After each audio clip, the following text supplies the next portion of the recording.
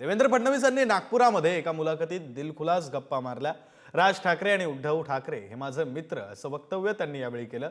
तर राजकारणात काहीही होऊ शकतं, राजकीय परिस्थिती कुठे नेऊन बसवेल भरोसा नाही असंही ते म्हणाले। उपमुख्यमंत्री पद स्वीकारताना लोक काय म्हणतील याची भीती होती, पण उपमुख्यमंत्री झाल्यानंतर जास्त मान सन्मान मिळाला अशी माहिती सुद्धा त्यांनी दिली। की मी पुन्हा सांगतो, मागाशी मी सांगितलं की राजकारणात काही पक्क नसतं। आधी उद्धव ठाकरे मित्र होते, मग राज ठाकरे मित्र झाले, आता राज ठाकरे मित्र आहेत आणि उद्धव ठाकरे शत्रू नाही आहेत। राज की बात बताई। खूप आशादायक गोष्ट आहे। याचा अर्थ फडणवीसांच्या कुटुंबात तिसरी पिढी आता नेतृत्वासाठी सिद्ध व्हायला लागली असं म्हणायला नाही। याचं एक तुम्हाला सांगतो की तिला यायचं असेल तिने जरूर यावं, पण माझा स्वतःचा समज असा आहे की फडणवीसांच्या कुटुंबात राजकारणामधला शेवटचा मी आहे। आता काय असतं बघा, जसं तुम्ही म्हणाल ना माझ्या चेहऱ्यावर हास्य नेहमीच असतं, हे फार क्वचित असं असतं, तसं त्यांच्या चेहऱ्यावर फार कधी हास्य नसतं, तुम्ही जर बघितलं असेल। पण ते मुख्यमंत्री होते तेव्हाही तसाच चेहरा होता, तर कोणी इंटरप्रिटेशन केलं नाही।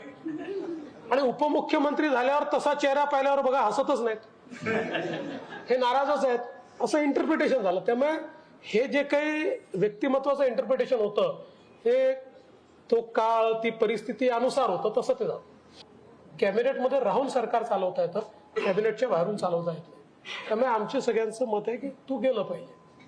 तर मी त्या क्षणी हो म्हटलं, पण मनामध्ये ही भावना निश्चित होती की लोक काय म्हणतील।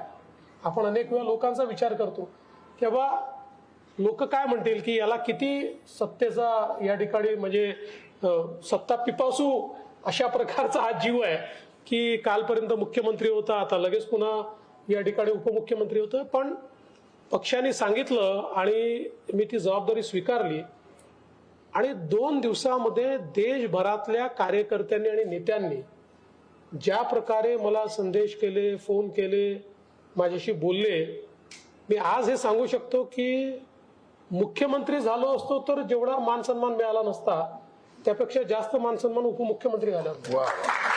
2019 नंतर 2024 पर्यंत ज्या घडामोडी घडल्या त्यातनं मला एक गोष्ट लक्षात आली, नेव्हर से नेव्हर।